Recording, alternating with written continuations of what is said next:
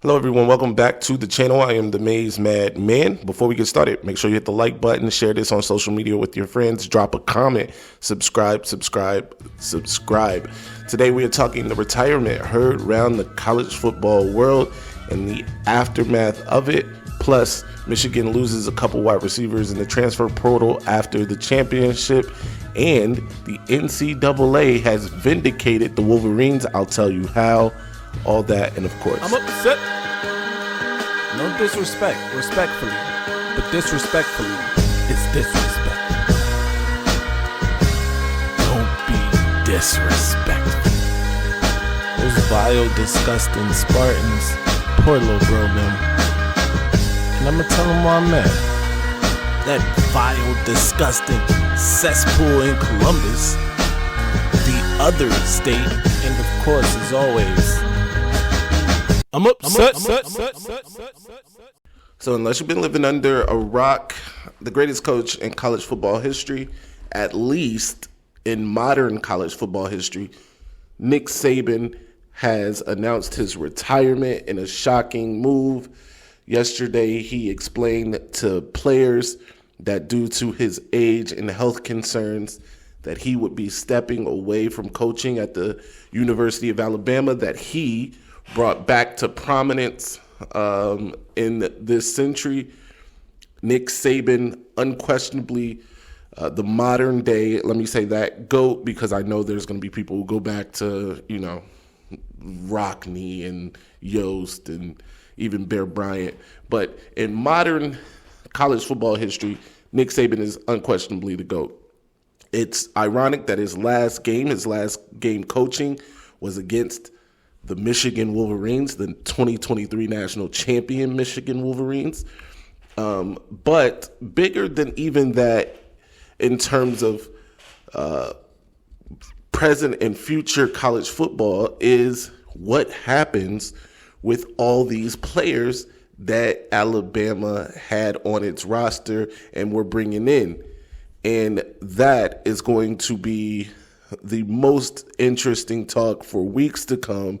That roster on paper, the roster this year, the roster that Michigan defeated in the college football playoff semifinal in the Rose Bowl, on paper was the most talented team ever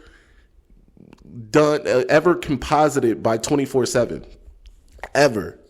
This team with Jalen Milroe as the quarterback, was the most talented team ever, according to 24/7.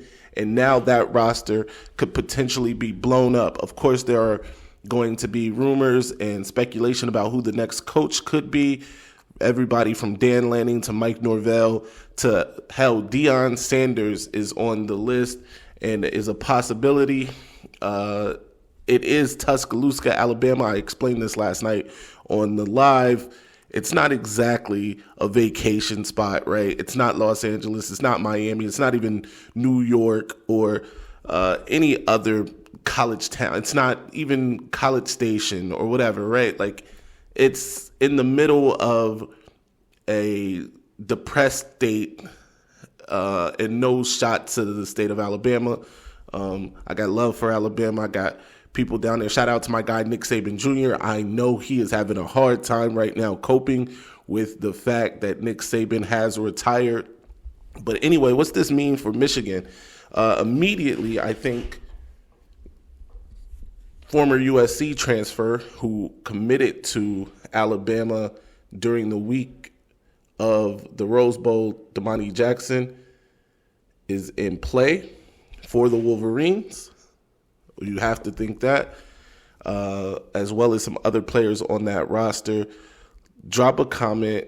Let me know what you think about what happens with Alabama, what happens with these players. By the way, there was some question last night on the live as to whether the recruits from the 2024 class would be part of the exemption. By the way, everybody on this roster, even though the transfer portal officially closed for underclassmen on January 2nd, everybody on the Alabama roster, because they're losing a head coach, has 30 days to enter the portal. So February 9th is when it officially ends for them. So I expect some roster turnover for sure.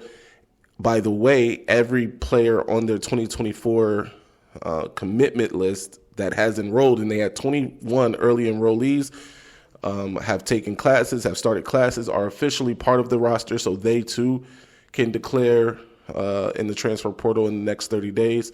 There were only 4 players that were unsigned, not unsigned, but were not early enrollees. They do have to get permission to exit their national letter of intent. But other than that, everybody else can enter the portal for 30 days. But drop a comment. Let me know what you think happens, where you think Damani Jackson ends up. If he stays, who knows? But let me know in the comment section. On to some attrition for the Wolverines. Sophomore wide receiver Darius Clemens, former 4-star wide receiver for the Wolverines, has entered the transfer portal. Clemens played in 20 games in his time with the Wolverines, was not the most productive in terms of his stat lines, but he was behind in guys like Ronnie Bell, CJ, and Roman Wilson his first year, and of course this year, CJ and Roman Wilson again, and then the emergence of Tyler Morris and Samaj Morgan kind of set him back. But I thought that next year would really be a breakout year for Clemens.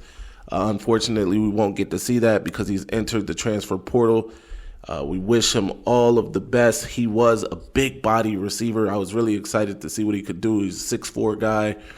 Again, like I said, former 4-star, so that will affect the Wolverines going forward.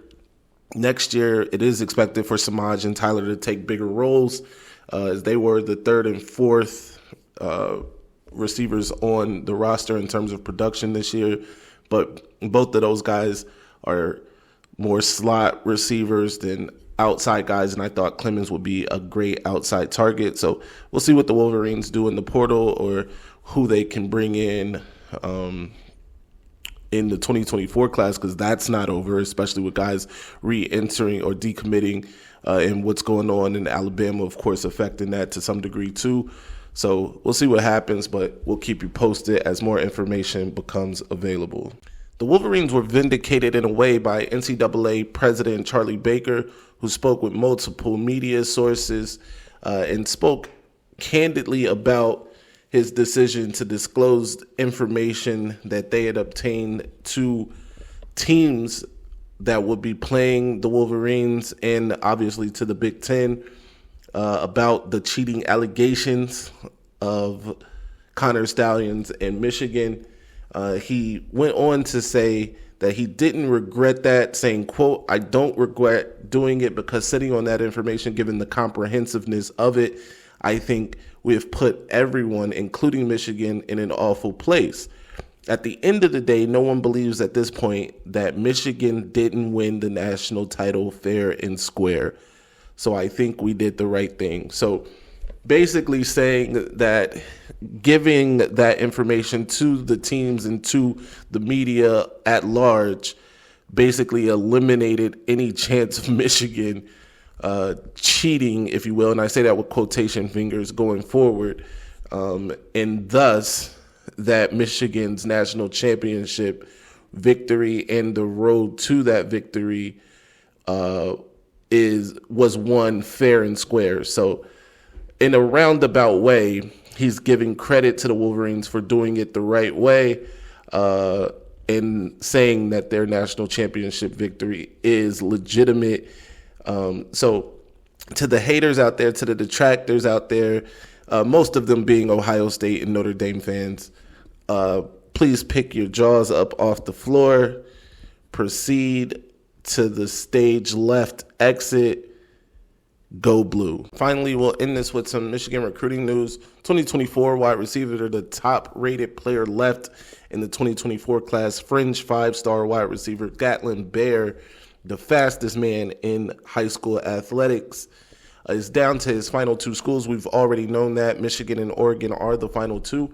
He spoke about the recruitment and him shutting down the process with other schools immediately after decommitting from Boise, saying he didn't want other schools to jump in and kind of muck up or make the decision any more difficult than it already would be.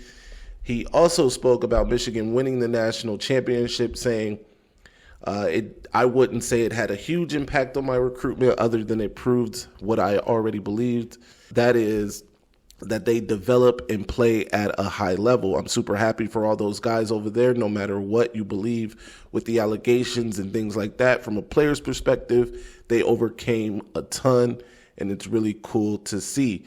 He also said it was a reckoning, if you will, for Jim Harbaugh. He said, I think he's very much why they're as dominant as they are. Coach Harbaugh runs a program that all players function in a similar manner. So Gatlin Bear saying all the right things, that the championship didn't overly impact his recruitment. He is, again, down to Michigan and Oregon. Michigan does have the crystal ball for his recruitment. Be aware that he will be making a decision very shortly as he leaves for his LDS mission early February in Dallas. He will be returning in 2026. So either anybody who gets him won't have his services until 2026. So keep that in mind. But we'll keep you posted on more information as it becomes available. Be sure to follow me everywhere at Maize Madman. Download the Autograph app. Use my code Madman. Until next time, stay angry, my friends. I'm upset. Ladies and gentlemen, this might be our best season ever. Our ratings, we're about to go through the roof. All right, now I'ma calm down. Son. I just don't get that all that Mace and that lock and all that puff. I just don't get it, son, for real. Just calm And how down. the